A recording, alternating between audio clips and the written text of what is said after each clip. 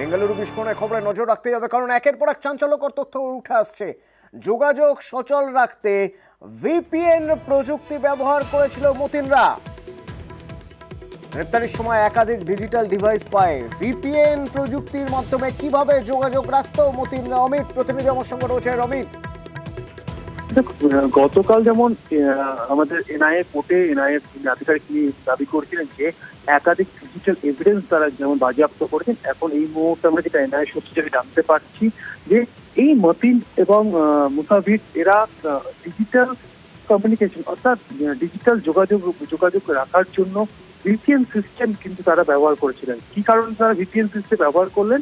এই ভিপিএন সিস্টেমটা হচ্ছে ভার্চুয়াল প্রাইভেট নেটওয়ার্ক, অর্থাৎ এই সিস্টেমের মাধ্যমে যে কোনো ডিজিটাল কমিউনিকেশন এনক্রিপ্টেড করা যায়, বা কোন ব্রাউজার ব্যবহার করা হচ্ছে বা কোন আইপি অ্যাড্রেস ব্যবহার করে সমস্ত কিছু কিন্তু মাস্কিং করা যায়, অর্থাৎ সমস্ত কিছু আড়াল রাখা যায়।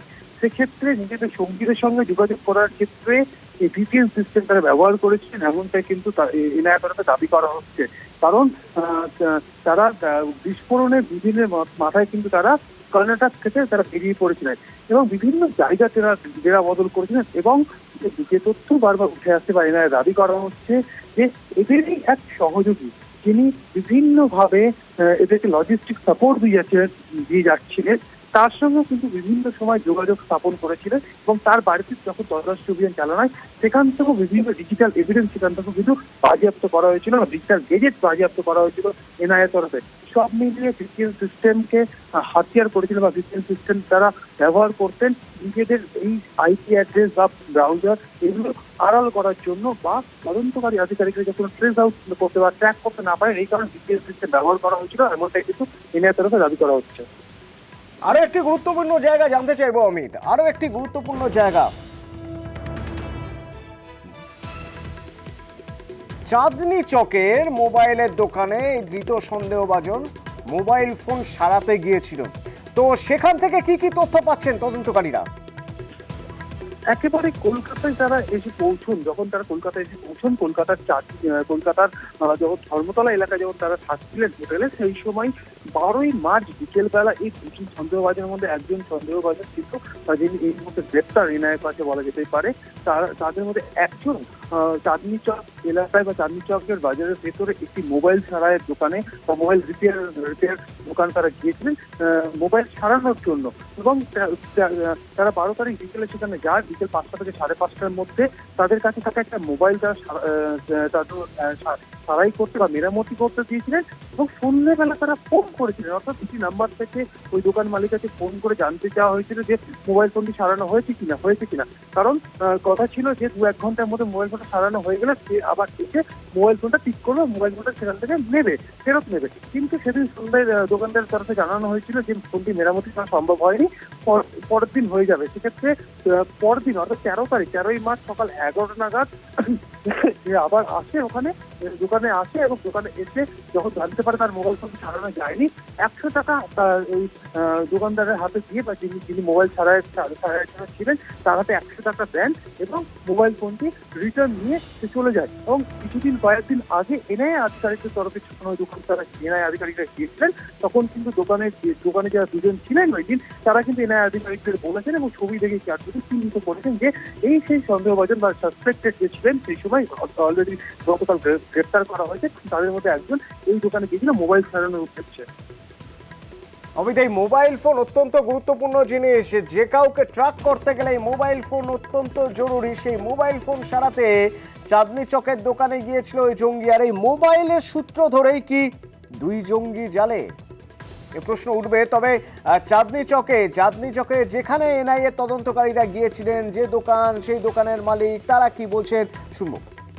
वो 4-4:30 बजे के समथिंग आया था। उनका माइक का प्रॉब्लम था। उन्होंने कहा माइक का प्रॉब्लम है, बुरा हो जाएगा सर। तो उनको बाद उनको एस्टिमेट दिए।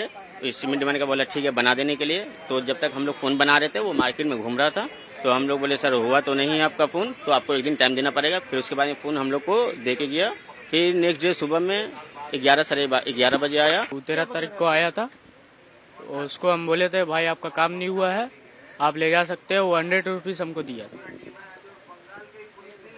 এনআইএ অফিসাররা কি এসেছিল এখানে? नया ऑफिसर था सर, ऐसे तो मैं नहीं बता सकते हैं, या हो सकता है उनको नया ऑफिसर ही हो, या नहीं तो क्राइम ब्रांच से सर लोग तो आए थे।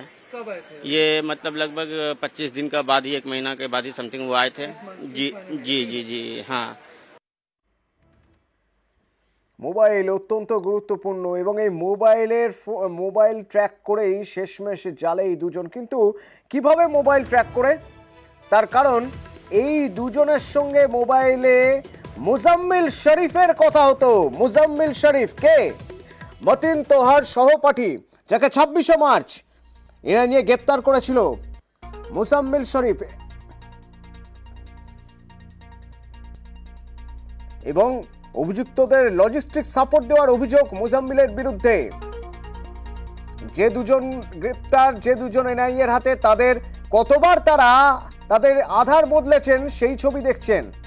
কতবার তারা তাদের আধার বদলেছেন, কিন্তু তাতেও শেষ রক্ষা হয়নি। আর এই মুজাম্মিল শরীফ লজিস্টিক সাপোর্ট দিত। মুজাম্মিল শরীফের বিরুদ্ধে সেরকমই অভিযোগ এবং মুজাম্মিলের সঙ্গেই বারবার ফোনে কথা হতো। মুজাম্মিলকে গ্রেপ্তারের পরেই জালে মাস্টারমাইন্ড। কিন্তু চেষ্টার কসুর করেনি এরা, আর সেই জন্য বারবার সিম বদল করা হচ্ছিল। কিন্তু সিম বদল করেও শেষ রক্ষা হলো না। শেষ পর্যন্ত ফোনের সূত্রেই মতিন সাজিদ এনআইএর জালে। বিস্ফোরণ যেদিন হয় তারপর থেকে একের পর এক সিম বদল করে। এখনো পর্যন্ত 12 বার সিম বদলের খবর পাওয়া যাচ্ছে বা তথ্য পাওয়া যাচ্ছে। কর্ণাটক, মহারাষ্ট্র, তামিলনাড়ুর ঠিকানায় একাধিক ভুয়ো আধার কার্ড। এই ভুয়ো আধার কার্ড তামিলনাড়ু, কর্ণাটক এবং মহারাষ্ট্রের ঠিকানা রয়েছে। অনেকগুলো আধার কার্ড রয়েছে তাদের। এবং যে ক্লোজ সার্কিট ক্যামেরার ফুটেজ দেখছেন আপনারা, এই ফুটেজ কোথাকার? ফুটেজ হাওড়া বাস স্ট্যান্ডের, হোটেলের কিদিরপুর গেস্ট হাউস। সেখানে তারা গিয়েছিলেন চেন্নাই থেকে এবং ইকবালপুরের ফুটেজও দেখছেন আপনারা। বিভিন্ন জায়গায় তারা গা ঢাকা দিয়ে থেকেছে, কখনো বেঙ্গালুরু, কখনো কর্ণাটকে, কখনো তামিলনাড়ু, প্রথমেই চেন্নাইতে চলে যায় এরা এবং দাক্ষিণাত্যের রাজ্য থেকে সেখান থেকে ট্রেনে কলকাতায় আসে। হোটেল বদল করতো বারবার। 28শে মার্চ কলকাতার হোটেলে চেক আউটের পর হাওড়া হয়ে সড়ক পথে দীঘা। মতিন সাজিদ সম্পর্কে সেরকমই তথ্য এনআইএ তদন্তকারীদের হাতে। এবং কোথা থেকে? হাওড়া থেকে। কারণ হাওড়ার বাস স্ট্যান্ডের সিসি ক্যামেরার ফুটেজ দেখে তদন্ত এবং সেখানে চিহ্নিত করা গেছে ওই দুজনকে। সেখানে গিয়ে এনআইএ তদন্তকারীরা জিজ্ঞাসাবাদ করেছেন। কিছু পেলেন? কাদের সঙ্গে কথা বললেন তদন্তকারীরা? দেবাশিস প্রতিনিধি আমার সঙ্গে রয়েছেন, বলতে পারবেন দেবাশিস? মূলত যাদেরকে জিজ্ঞাসাবাদ করেছে তারা হচ্ছে দীঘার, যে হাওড়া থেকে দীঘাগামী যে বাস, তাদের কন্ট্রাক্টর ড্রাইভার এবং যারা ইনকোয়ারিতে বসেন। কারণ এখানে কোনো টিকিট কাউন্টার নেই, ফলে এই বাসে উঠেই তাদেরকে টিকিট কাটতে হতো। কিন্তু এনআইএ তারা মনে করছে যে এরা কিন্তু একেবারে সরাসরি একদিনে এসে তারা দীঘায় পৌঁছে গেছে বাস ধরে, তা নয়। এর আগেও কিন্তু তারা এখানে রেখেছি, অথবা তারা জিজ্ঞাসাবাদ বা তাদের কাছে জানতে চাওয়া হয়েছিল কবে থেকে দীঘায় যাওয়া যায় বা এরকম বিষয়ে তারা কিন্তু একাধিকবার হাওড়া এসছে বলে মনে করছে। এবং সেই কারণে শুধু 28 তারিখ নয়, 28 তারিখের আগেও বেশ কয়েকটি সিসিটিভি ফুটেজ তারা কিন্তু ইতিমধ্যেই সংগ্রহ করেছে। এবং এনআইএ যেটা দেখতে চাইছে যে এই যে দীঘা বাস স্ট্যান্ড চেনালো কারা, বা এই দীঘায় পৌঁছানোর জন্য এই জঙ্গি গোষ্ঠী 2 সদস্যকে অন্য কেউ সাহায্য করেছিল, সব বিষয়টাই কিন্তু এনআইএ তদন্ত করছে। মূলত কন্ট্রাক্টর ড্রাইভার এবং যারা ইনকোয়ারিতে কর্তব্যরত ছিলেন সেই দিন তাদেরকেও জিজ্ঞাসাবাদ করা হয়েছে একাধিকবার, বারবার। এবং আরো একটি বিষয়, সেটি হচ্ছে যে দরকারে এনআইএ দপ্তরে গিয়ে তাদেরকে ফের ডাকা হতে পারে এনআইএ দপ্তরে এই তদন্তের স্বার্থে। এনআইএ মনে করছে, তদন্তকারীরা মনে করছে এই দুজনকে দীঘায় যাওয়ার জন্য কেউ বা কারা হেল্প করেছিল, সেই হেল্পার কারা সেটাও খোঁজ নিচ্ছে এনআইএ। অতনু, 4 দিন ধরে ডেলি আসছে। আচ্ছা, এসে কি দেখলো? যে লোক কথাবার্তা বললো কি পজিশন কিনা জেনে আবার গেলেন, আবার কালকে আসলেন। কিন্তু এতদিন ধরে গা ঢাকা দিয়ে ছিল কিভাবে, পরিচয় গোপন করেছিল কিভাবে? ভিন্ন ভিন্ন আধার কার্ড ছিল তাদের হাতিয়ার। পরিচয় গোপন করতে আলাদা আলাদা আধার কার্ড।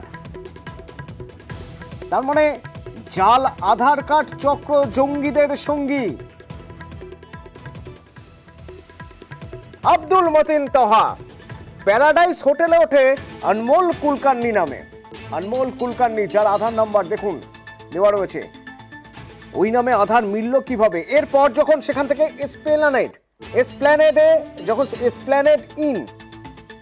এসপ্ল্যানেড ইনে ফের একবার নাম বদল, বিঘ্নেশ বিডি।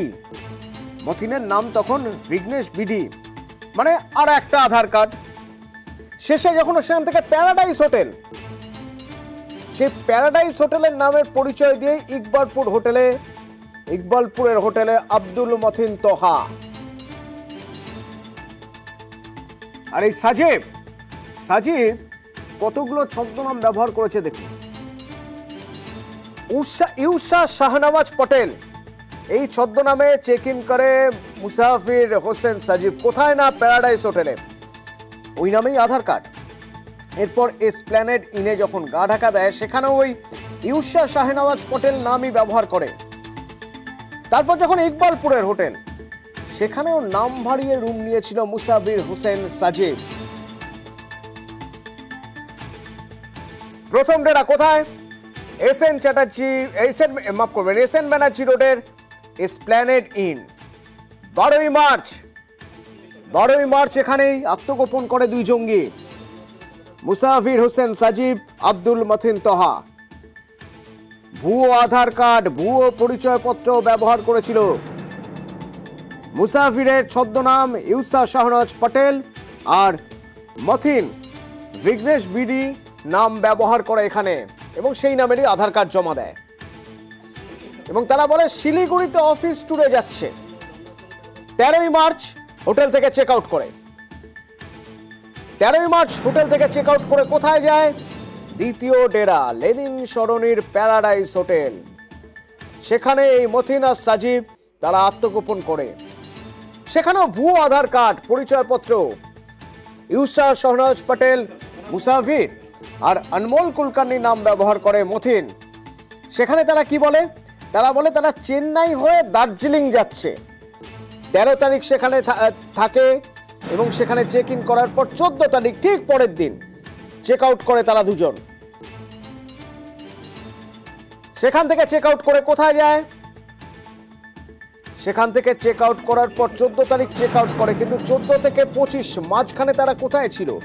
25 তারিখ চেক ইন করে ইকবালপুরের ড্রিম হোটেলে। এখানেও মুসাফির সেখানে ব্যবহার করেন ইউসা শাহনওয়াজ পটেল নাম, বিঘ্নেশ বিডি নাম ব্যবহার করে মতিন। 28শে মার্চ, 25শে মার্চ থেকে 28শে মার্চ এই 3 দিন ড্রিম হোটেলে, ইকবালপুরের ড্রিম হোটেলে। 28শে মার্চ ড্রিম হোটেল থেকে দুই জঙ্গি চেক আউট করে। আর ইকবালপুর হোটেলের ক্লোজ সার্কিট ক্যামেরায় দেখুন ওই দুজনের ছবি ধরা পড়ে যায়।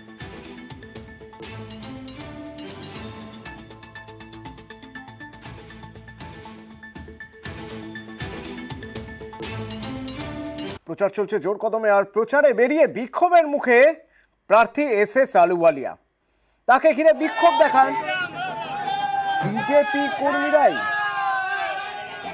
কর্মীরাই বিজেপি প্রার্থী এসএস আলুওয়ালিয়াকে ঘিরে বিক্ষোভ দেখাচ্ছেন আসানসোলের কুলটিতে।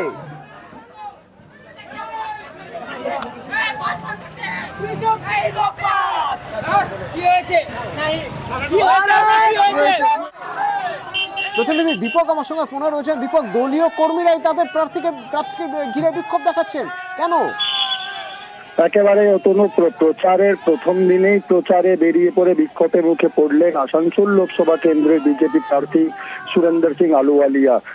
যারা বিক্ষোভ দেখাচ্ছিল তাদের মূলত অভিযোগ কুলটি অঞ্চলের বিধায়ক ডক্টর অজয় পোদ্দার তাদেরকে সঙ্গে কোনো আলোচনা না করে পরে দলীয় কর্মসূচি ঠিক করা হচ্ছে এবং যেই কথা শোনা দরকার একজন বিধায়ককে সেই কথা শুনে না দলের একটা বড় অংশের কর্মীদের কথা, তাদের কোনো চিন্তা ভাবনা করে না। তাই প্রার্থীকে সামনে পেয়ে তারা নিজেদের ক্ষোভ প্রার্থীকে জানায় এবং এই যখন বিষয়টি জানাচ্ছিল তখনই কিন্তু বিজেপির একাংশ তাদেরকে সরাতে ব্যস্ত হয়ে যায়। তাতে আরো বেশি উত্তপ্ত হয়ে ওঠে এলাকা এবং দুই পক্ষের মধ্যে বাঘ বিতণ্ডাতে জড়িয়ে পড়ে দুই দলের দুই পক্ষেরই কর্মী সমর্থকরা। একদিকে যেমন একজন জানাচ্ছে কি তারা বিধায়কের সঙ্গে আছে এবং বিধায়ক দলীয় কর্মীদেরকে নিয়ে চলছে, তখনই কিন্তু একটা বড় অংশ জানাচ্ছে কি বিধায়ক তাদের কোনো কথা শুনে না। সেই কথাই কিন্তু আজকে প্রার্থীকে জানাতে এসেছিল। তাতে দলেরই ক্ষতি হবে এবং যেভাবে আজকের এই প্রচার কর্মসূচিতে দেখা গেল বিজেপির যে গোষ্ঠী কণ্ডলের কথা সেটা প্রকাশ্যে চলে এলো এবং শুধু এই বিক্ষোভই না, এর পাশাপাশি দেখা গেল বিজেপি যে দলীয় প্রচারে ছোট ছোট বাচ্চাদের হাতে দলীয় পতাকা নিয়ে পড়ে তাদেরকে মিছিলে হাঁটতে দেখা গেল এবং গোটা বিষয় নিয়ে পড়েই নির্বাচন কমিশনের দ্বারস্থ হতে চলেছে তৃণমূল কংগ্রেস। দীপক কিছুটা হলো অস্বস্তি ভালো, ধন্যবাদ। गाय का तस्करी के जो पैसा खाता है उसको लेकर घूम रहे हैं। कोई हिंदू यहाँ से वोट नहीं देगा, ठीक है ना। पूरा वोट माइनस हो रहा है। हम ये बोले हैं और अगर हम अभी चाहते प्रमाण दे देते वो गाय का पैसा खाता है विधायक यहाँ का। आने वाला विधानसभा से पहले इसको हम यहाँ पर पर्दा पास करेंगे कि यहाँ का विधायक गाय का पैसा खाता है। नरेंद्र मोदी जी, अमित शाह जी और नड्डा जी নিজে করলেন, ঘোষণা করলেন যে এসএস আলুওয়ালিয়া এখানকার প্রতিনিধি হিসাবে নির্বাচন লড়বে। তা বুঝতে হবে যে কে কার্যকর্তা আছে যার মাথায় ঢুকলো না এই ব্যাপারটা, যে শীর্ষ নেতৃত্ব যার নাম ফয়সলা করেছে সেটাকে মানতে নারাজ সে।